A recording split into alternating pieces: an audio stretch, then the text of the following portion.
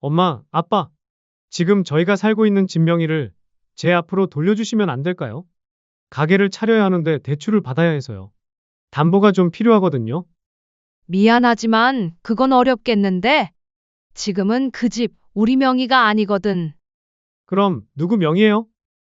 어머니 설마 벌써 저희 앞으로 명의를 돌려놓으신 거예요? 그 집 이미 내놓았다. 곧 새 세입자도 들어오기로 했고 집 좀 빨리 비워줬으면 좋겠구나. 네? 엄마, 갑자기 그러시면 어떡해요? 어머니, 지금 저희 쫓아내시는 거예요? 부모가 어떻게 그럴 수 있어요? 그 집은 원래 우리 집이었고 너희가 돈 없다고 해서 내어준 거였잖니? 근데 참 신기하지. 돈 없다는 너희가 처가에 쓸 돈은 있었나 봐. 처가에는 차에 세탁기에 여행도 죄다 처가 식구들하고만 가고 정작 시댁한테는 선물은커녕 병원비 10만 원 한 번 내는 것도 아까워했잖니? 엄마, 그게 아니라. 아주 처가에는 펑펑 쓰면서 시댁에 쓰는 돈은 10원 한 장도 아깝지? 고작 내 아버지 병원비 10만 원도 안 내려고 가족끼리 돈 관계는 칼같이 하자며 계좌 보낸 그 순간부터 너희는 이제 내 가족이 아니야. 엄마, 나 이미 가게 가계약까지 했는데. 그럼 돈은 어디서 구하라고요? 글쎄다. 가족인 처가에 부탁해보면 어떠니? 안녕하세요. 이 사연의 주인공은 68세 권영자 씨입니다. 권 씨는 평생을 가족을 위해 살아온 사람이었습니다. 젊은 시절부터 동네 식당에서 이모로 일하며 손님들의 밥상을 차려주는 것이 일상이었죠. 새벽 5시에 일어나 장을 보고 밤늦게까지 설거지를 하는 하루하루가 힘들었지만 가족들의 웃는 얼굴을 볼 때면 모든 피로가 사라지곤 했습니다. 남편은 성실한 공무원이었습니다. 공무원이라 수입이 많지는 않았지만 안정적으로 가정을 든든히 지켜준 사람이었죠. 두 사람은 서로를 의지하며 외아들을 키워냈고 이제 막 조용한 노후를 준비하고 있던 참이었습니다. 여보, 이제 우리도 좀 편하게 살아봅시다.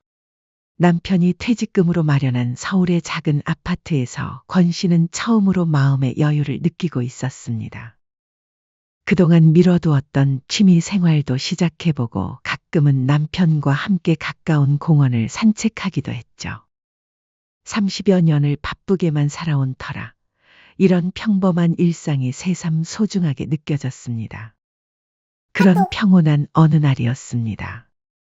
아들이 여자친구를 데려와 말했습니다. 엄마, 아빠, 저 결혼하고 싶은 사람이 생겼어요. 권 씨는 기뻤습니다. 30이 넘도록 연애 한 번 제대로 해본 적 없는 아들이 드디어 좋은 사람을 만났다니 마음이 설레었죠. 어머, 정말이니? 그럼 언제 한번 집에 데려와봐. 엄마가 맛있는 거 해줄게. 며칠 후 아들이 여자친구를 데려왔습니다. 이름은 서유진. 27살의 단정한 외모를 가진 여성이었죠. 안녕하세요. 지훈이 오빠한테 어머님, 아버님 얘기를 정말 많이 들었어요. 한번 꼭 뵙고 싶었어요. 첫인상은 나쁘지 않았습니다. 공손하게 인사를 하고 권 씨가 준비한 음식도 맛있다며 칭찬을 아끼지 않았으니까요. 하지만 대화가 길어질수록 권 씨의 마음 한편에는 묘한 불안감이 자리 잡기 시작했습니다. 그래, 유진이는 지금 뭐 하고 있니? 아, 저는 지금 일은 쉬고 있어요. 그동안 여러 일을 해봤는데 아직 딱히 정해진 건 없어서요. 직업이 없다는 뜻이었습니다. 물론 요즘 젊은 사람들이 취업하기 힘든 건 권 씨도 알고 있었지만 결혼을 앞둔 상황에서 이렇게 여유로운 태도를 보이는 게 조금 의외였죠. 그랬구나. 그래도 대학도 나왔으니 금방 취업될 거야.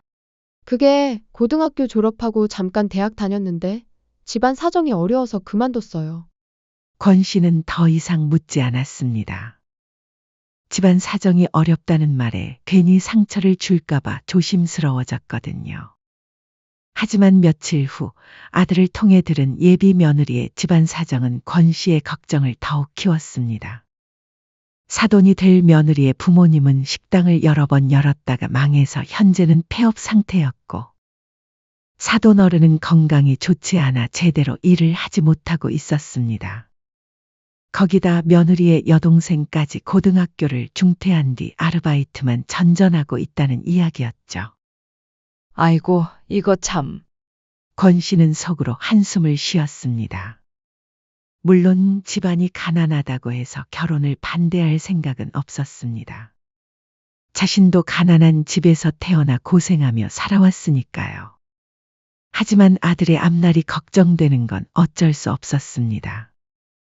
엄마, 저 정말 유진이 좋아해요. 제발 허락해 주세요. 아들의 간절한 눈빛을 보니 더 이상 뭐라고 할 수가 없었습니다. 사랑하는 아들이 그렇게 원한다면 부모로서 응원해 주는 게 맞다고 생각했거든요. 그래, 내가 좋다면 엄마도 좋다. 하지만 문제는 그 다음이었습니다.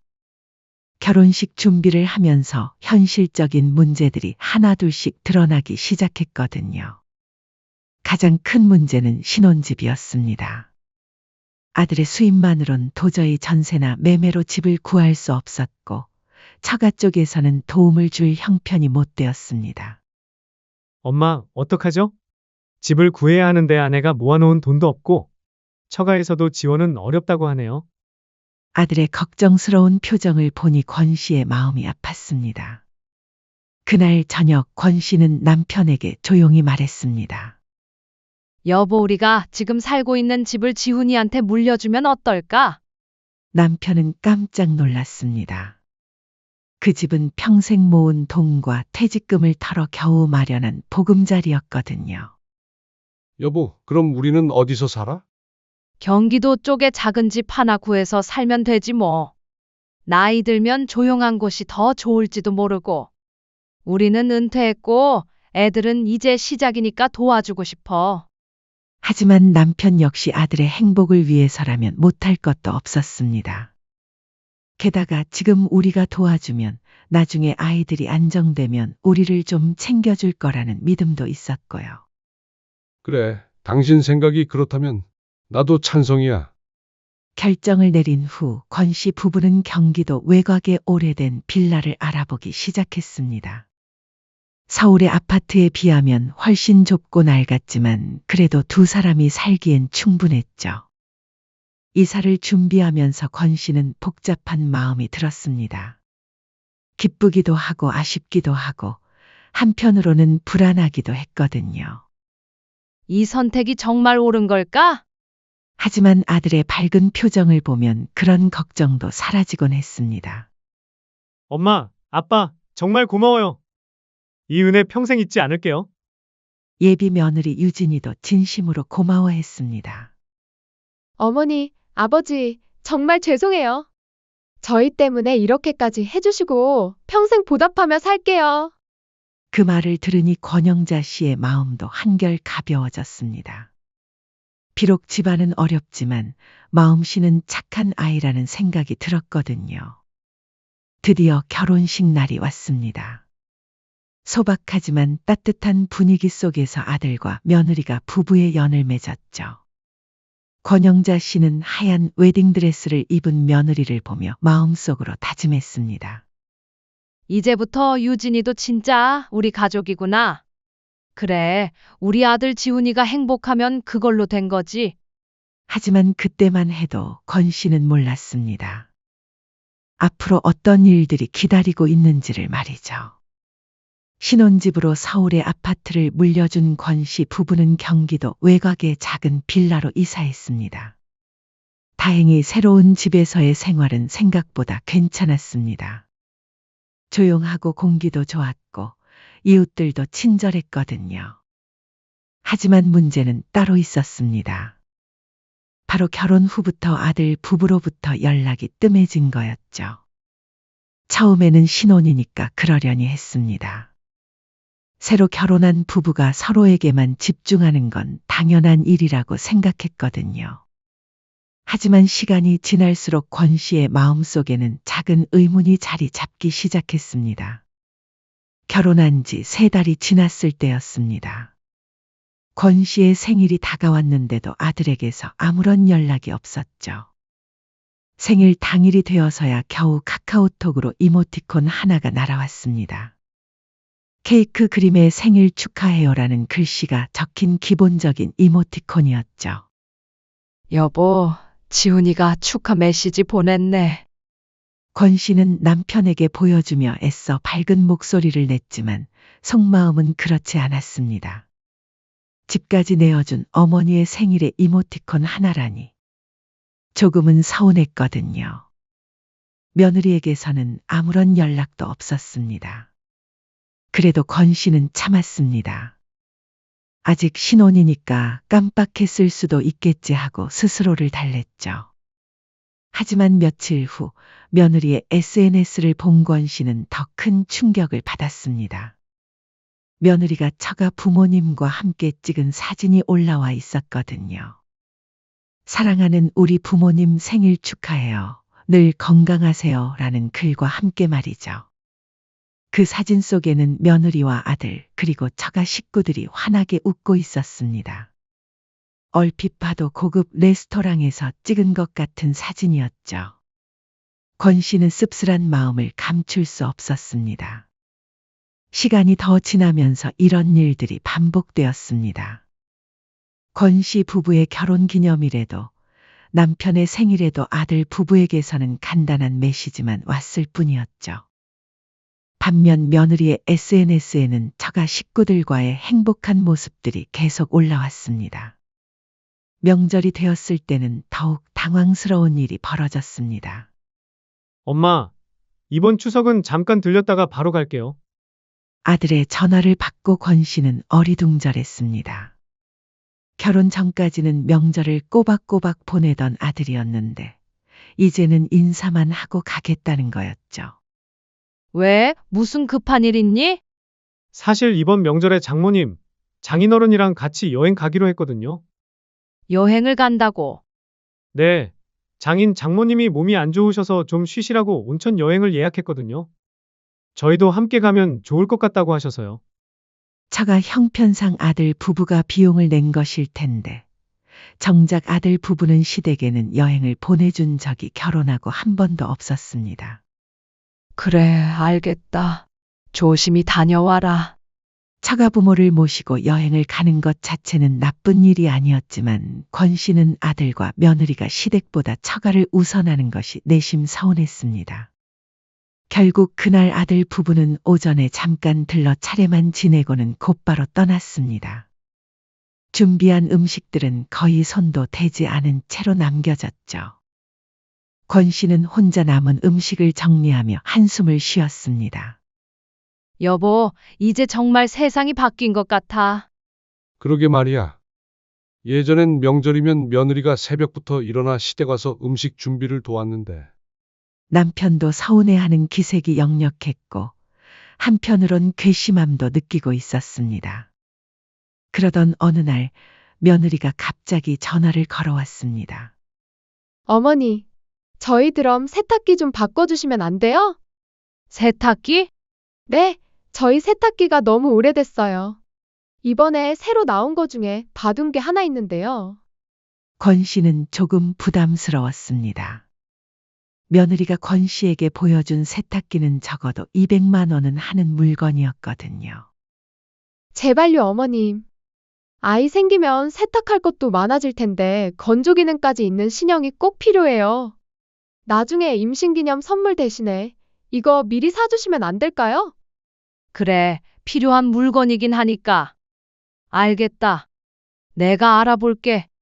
결국 권 씨는 200만 원 가까운 건조 기능이 포함된 신형 드럼 세탁기를 주문했습니다. 적지 않은 지출이었죠. 며느리는 고마워했습니다. 어머니, 정말 감사해요. 저희가 나중에 꼭 보답할게요. 세탁기가 설치된 며칠 후 권 씨는 또 김치를 담가서 아들 집에 들렀습니다. 새 세탁기도 구경하고 아들과 며느리도 만나볼 겸해서 말이죠. 그런데 집에 들어서자마자 권 씨는 깜짝 놀랐습니다. 예전 세탁기가 그대로 자리에 있는 거였습니다. 유진아, 이 세탁기가 왜 여기에 있니? 새 세탁기는 어디에 뒀어? 권 씨가 묻자 며느리는 아무렇지도 않게 대답했습니다. 아, 어머니, 그때 마침 처가에 세탁기가 고장 나서요. 저 이거 보내드렸어요. 요즘 세탁기 없는 집이 어딨어요. 불편하시잖아요. 권 씨는 어이없어 되물었습니다. 우리가 너희가 필요하다고 해서 사준 건데 그걸 처가에 보내버렸다고? 저흰 괜찮아요. 생각해보니 이것도 충분히 쓸만해요. 처가 부모님이 더 필요하실 것 같아서요. 권 씨는 뭐라고 말해야 할지 몰랐습니다. 이미 보낸 물건이었고 처가 사정도 뻔히 알고 있었거든요.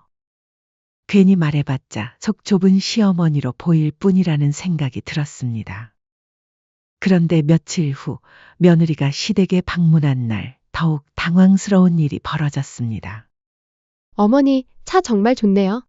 관리도 너무 잘하시고 혹시 그냥 저희가 타면 안 될까요? 저희는 차가 없어서 너무 불편해서요. 권 씨는 깜짝 놀랐습니다. 세탁기에 이어 이번엔 차까지 달라는 거였죠. 어머니 연세도 있으시고 이제 운전하실 나이는 좀 지났잖아요. 유진아, 아무리 그래도 우리가 차를 안 타는 것도 아닌데 이것까지 가져가면 우리도 불편해.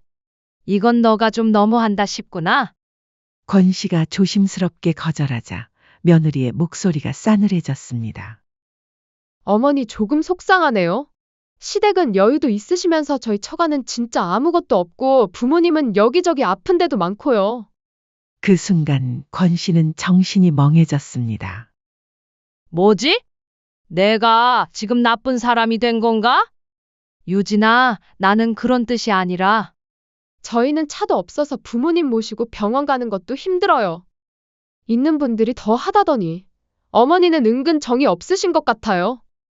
며느리의 목소리에서 눈물 섞인 호소가 들렸습니다. 결국 권 씨는 아들 부부가 중고차를 구할 수 있게 지원해 주기로 했습니다. 며느리의 눈물을 보니 정말 어려운 형편이구나 싶었거든요. 그리고 권 씨는 돈을 아들에게 건넸습니다. 이걸로 괜찮은 중고차 하나 구해라. 처가 댁 모시고 병원 다니는 데 쓰고. 그런데 며칠 후 권 씨는 또 다른 충격을 받았습니다. 며느리의 SNS에는 처가 식구들과 함께 새 차를 타고 놀러 간 사진이 올라와 있었습니다. 나한테는 차가 없어서 부모님 병원 모시고 가기 힘들다고 눈물 콧물 다 빼더니 병원에 가기 위해 차가 필요하다고 했는데 놀러 다니는데 쓰고 있는 거였죠.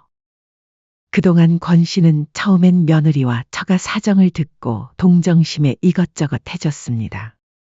하지만 어느 순간부터 그 모든 것이 당연한 일로 취급받는다는 걸 깨달게 되었죠.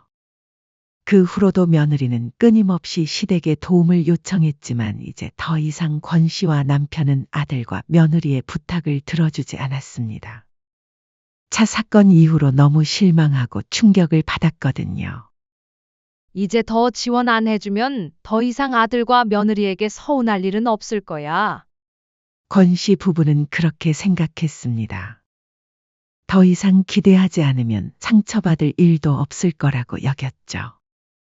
그런데 놀랍게도 곧 훨씬 더 충격적인 일이 벌어지게 됩니다.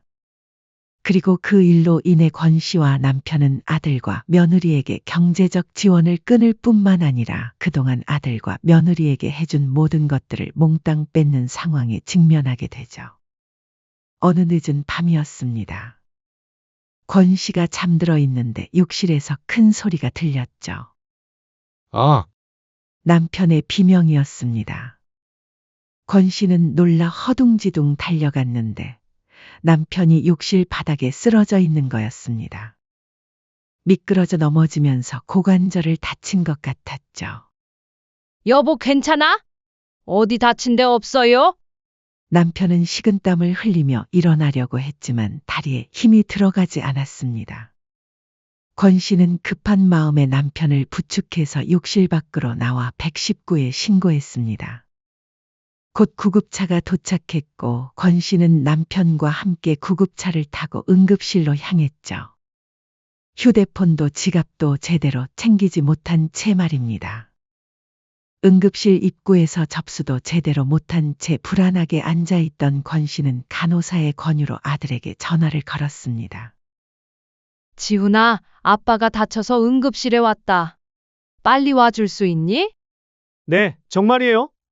지금 바로 갈게요. 다행히 아들과 며느리가 빨리 달려왔습니다. 아들은 수납을 도와주고 남편의 응급처치가 끝날 때까지 함께 기다려줬죠. 검사 결과 다행히 큰 부상은 아니었습니다. 고관절의 타박상 정도였고 며칠 안정을 취하면 괜찮을 거라고 했죠. 야간 응급실이라 비용이 조금 나왔지만 11만 8천 원 정도로 그리 큰 금액은 아니었습니다. 그런데 그 순간 권 씨는 이상한 걸 목격했습니다. 며느리가 아들의 팔을 쿡쿡 찌르며 뭔가 속삭이고 있는 거였죠. 아들의 표정이 점점 굳어졌습니다. 무슨 얘기를 저렇게 진지하게 하는 거지? 권 씨는 궁금했지만 남편이 아픈 상황에서 신경 쓸 겨를이 없었습니다. 집에 돌아온 후 권 씨는 지친 남편을 침대에 눕혀드리고 겨우 마음을 진정시키고 있었습니다. 그런데 밤 10시가 넘은 시각에 아들에게서 전화가 걸려왔습니다. 엄마, 병원비 오늘 꼭 보내주셔야 해요. 응? 병원비? 그게 엄마가 지갑을 두고 와서 어쩔 수 없이 제가 대신 내드린 거잖아요. 제가 내겠다고 한 상황이 아니니까 보내줘야 하는 거 아니에요? 권 씨는 당황했습니다.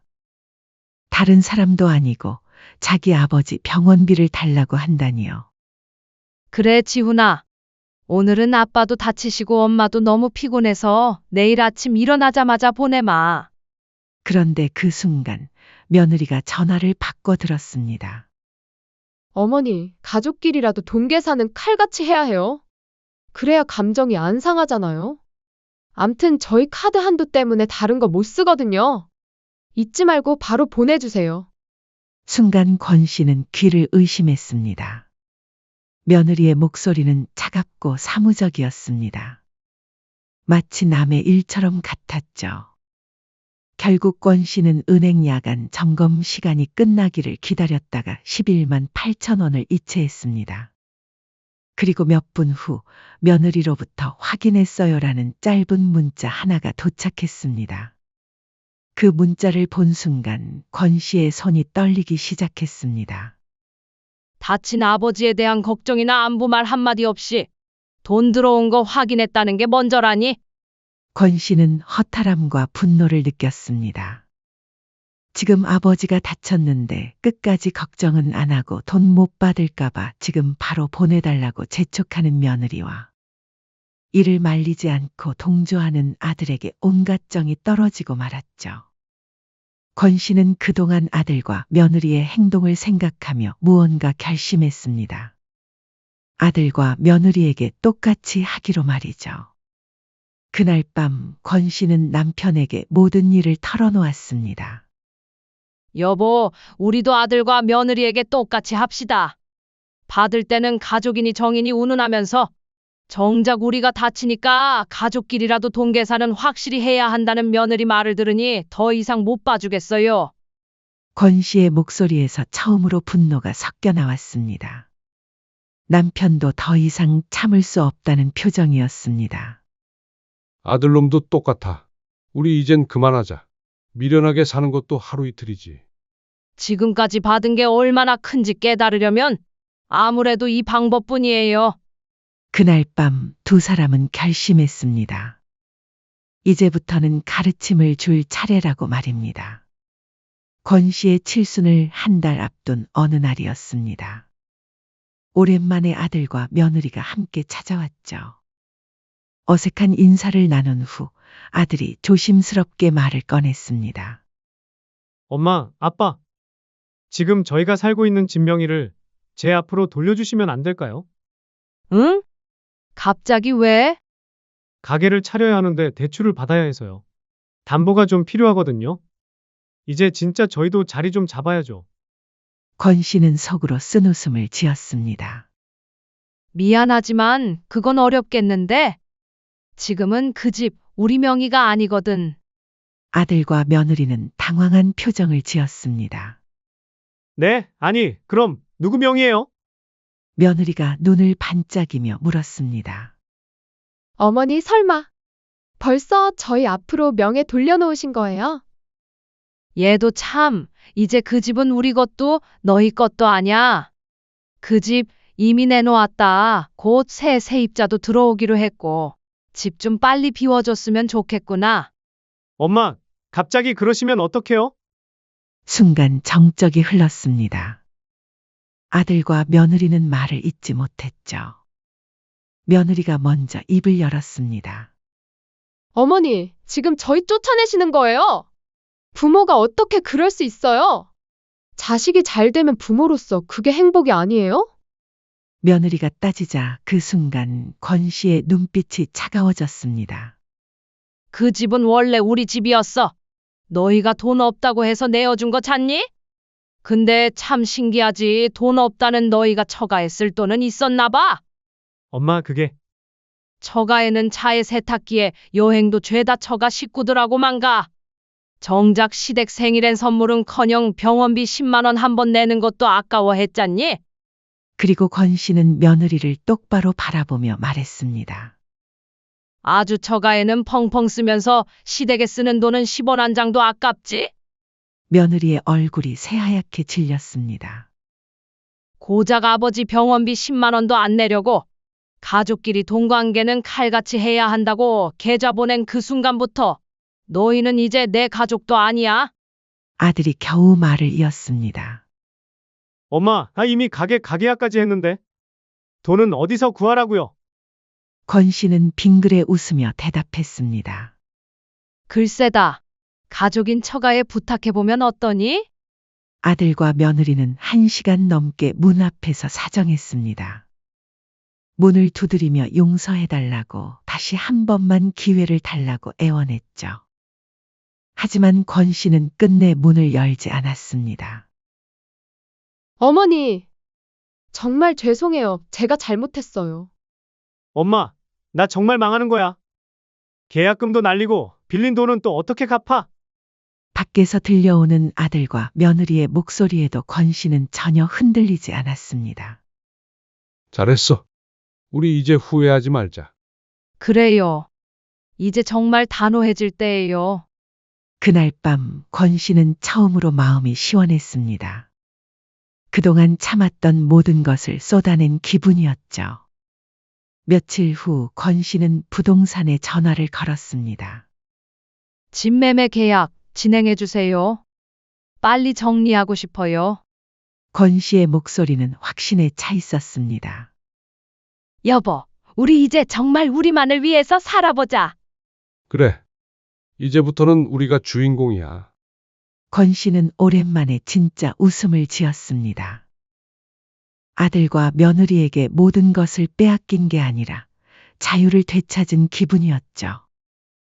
권 씨가 집을 내놓고 모든 지원을 끊은 후 아들과 며느리에게는 예상치 못한 일들이 연달아 벌어졌습니다. 아들이 그토록 자신 있게 말하던 가게 사업은 시작부터 삐걱거렸습니다. 가계약을 했다고 큰 소리쳤지만 정작 사업자 등록도 제대로 하지 못한 상태였거든요. 더 큰 문제는 자금이었습니다.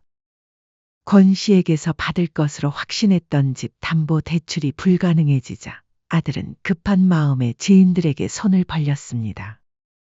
형, 잠깐만 빌려줘. 3달 뒤에 바로 갚을게. 지훈아, 장사가 그렇게 쉬운 게 아니야. 신중하게 해. 하지만 아들은 듣지 않았습니다. 이미 가계약금까지 넣어놓은 상황에서 물러설 수도 없었거든요. 결국 지인들로부터 빌린 돈과 대출까지 받아 겨우 가게를 열었지만 현실은 냉혹했습니다. 손님은 생각만큼 오지 않았고 매출은 임대료와 인건비조차 감당하기 어려운 수준이었죠. 3달을 버티지 못하고 가게는 문을 닫게 되었습니다. 투자한 돈은 모두 날아갔고 빌린 돈만 남았죠. 설상가상으로 더 큰 충격이 기다리고 있었습니다. 그동안 아들 부부를 지지해주던 처가에서 갑자기 발을 빼기 시작한 거였습니다. 사업이 잘 될 때는 가족이라며 온갖 혜택을 누렸지만 망하고 나니 태도가 180도 달라졌죠. 김서방, 우리도 사정이 어려워서 도와주고 싶지만 우리가 형편이 안 돼서 말이야. 장모와 장인어른은 그렇게 말하며 연락을 끊어버렸습니다. 그토록 아꼈던 사위였는데 말이죠. 이는 며느리 역시 마찬가지였습니다. 유진아, 우리 함께 헤쳐나가자. 처음부터 다시 시작하면 돼. 하지만 며느리의 마음은 이미 돌아선 상태였습니다. 미안 오빠, 나는 이렇게 살 수 없어. 시댁에서 지원도 안 해주고, 오빠도 알다시피 우리 집 형편도 어렵잖아. 나도 이제 새로운 인생을 살고 싶어. 며느리는 결국 별거를 선언했습니다. 그리고 몇 달 후 정식으로 이혼을 요구했죠. 그렇게 아들은 모든 것을 잃었습니다. 집도 가게도 아내도 심지어 시댁의 지원까지 모두 사라져버렸죠. 신용불량자가 된 아들은 서울 변두리의 작은 고시원으로 쫓겨났습니다. 월세 35만 원짜리 좁은 방에서 라면으로 끼니를 때우며 하루하루를 버텨나갔죠. 아르바이트를 해보려 해도 신용불량자라는 딱지 때문에 번번이 거절당했습니다. 그제야 아들은 깨달았습니다. 부모님이 얼마나 든든한 버팀목이었는지를 말이죠. 하지만 이미 늦었습니다. 권 씨는 아들의 전화를 받지 않았고 문자에도 답장하지 않았거든요. 한편 권 씨와 남편은 전혀 다른 삶을 살고 있었습니다.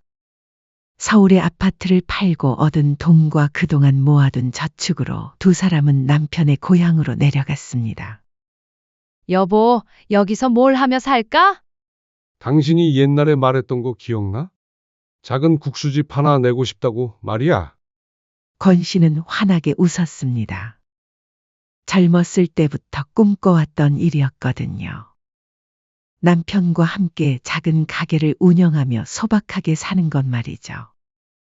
마을 한복판에 작은 상가를 임대해서 국수집을 열었습니다.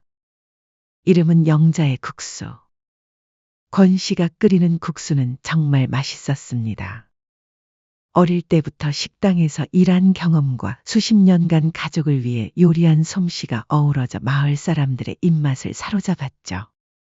특히 열무김치와 고기 육수가 어우러진 잔치국수는 마을의 명물이 되었습니다.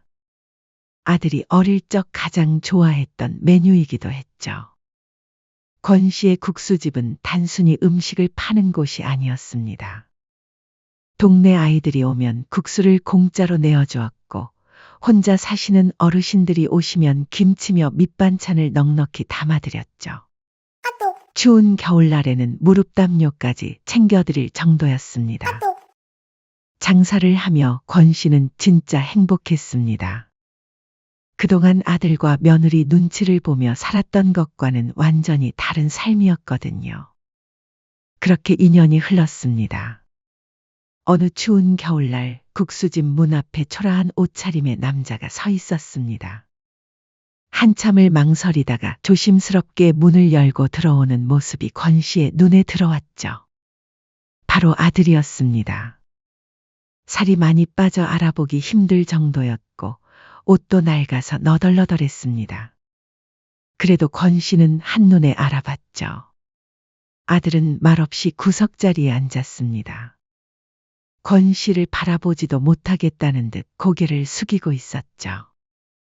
권 씨는 잠시 멈춰서서 아들을 바라봤습니다. 마음 한구석이 아렸지만 이내 마음을 다잡았죠.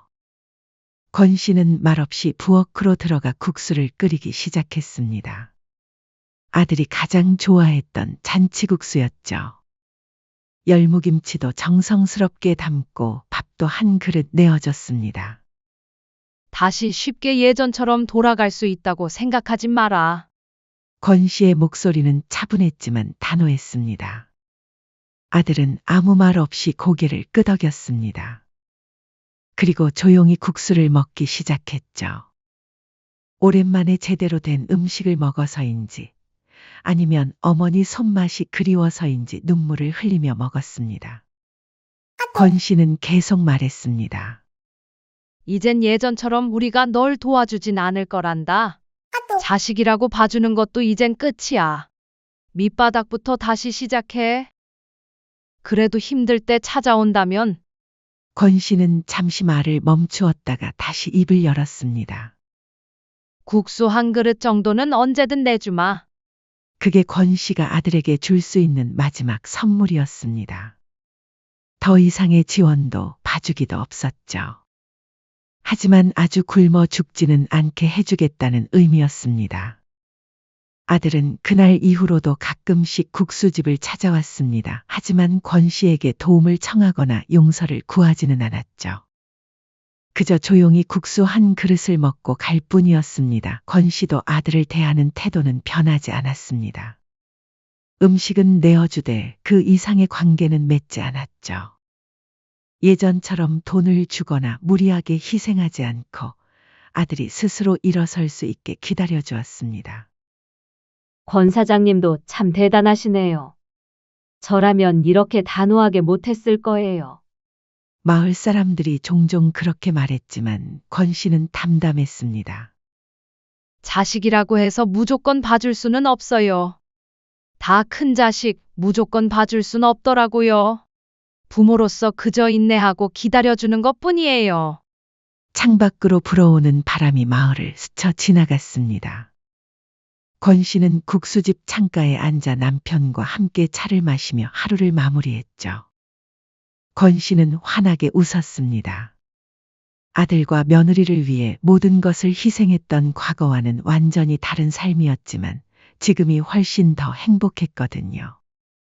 마을 사람들의 사랑을 받으며 남편과 함께 소박하지만 의미 있는 일을 하며 사는 것. 이것이 권 씨가 진짜로 원했던 삶이었습니다. 그리고 권 씨는 깨달았습니다. 진짜 가족은 무조건적인 희생이 아니라 서로에 대한 존중과 배려로 만들어진다는 것을 말이죠. 아들은 점점 깨달아가는 과정 중이었습니다. 자신이 얼마나 잘못했는지 조금씩 알아가고 있었죠. 한편 들려오는 소식에 따르면 며느리와 처가의 상황은 더욱 참담해졌다고 했습니다. 며느리는 다시 결혼을 시도했지만 처가 부모들이 돈 많은 시댁을 노골적으로 원하며 과한 요구를 일삼았습니다. 우리 딸 시집 보내는데 집 한 채 정도는 기본이죠. 차도 새 걸로 사주셔야 하고라며 노골적으로 재산을 따졌죠. 당연히 남자들은 모두 발길을 돌렸습니다. 며느리는 그제서야 사태를 파악하고 처가와 연을 끊고 싶었지만 이미 부모와 여동생을 부양하느라 옴짝달싹할 수 없는 상황이 되어버렸습니다. 결국 며느리는 나이만 먹어가며 결혼도 못한 채 힘든 일을 전전하며 어려운 처가를 떠안고 살고 있다고 들었습니다. 처가 부모들의 끝없는 요구와 불평에 시달리면서 말이죠. 권 씨는 그 소식을 들으며 생각했습니다. 차라리 우리 아들 곁을 떠나줘서 다행인 건가? 만약 며느리가 계속 아들과 함께 있었다면 아들도 저런 구렁텅이에 함께 빠져 있었을지도 모르니까요. 권 씨는 창밖을 바라보며 조용히 미소를 지었습니다. 석양이 마을을 따뜻하게 물들이고 있었죠. 이제 권 씨 자신도 이제야 진짜 자신의 인생을 살 수 있게 되었습니다. 그리고 그 인생은 그 어느 때보다 아름답게 빛나고 있었습니다. 사연은 여기까지였습니다. 구독, 좋아요, 댓글은 무료이며 영상 제작에 큰 힘이 됩니다. 알림 설정을 하시면 더욱 새롭고 재밌는 사연을 빠르게 즐기실 수 있습니다. 인생의 쉼표를 시청해 주셔서 감사합니다.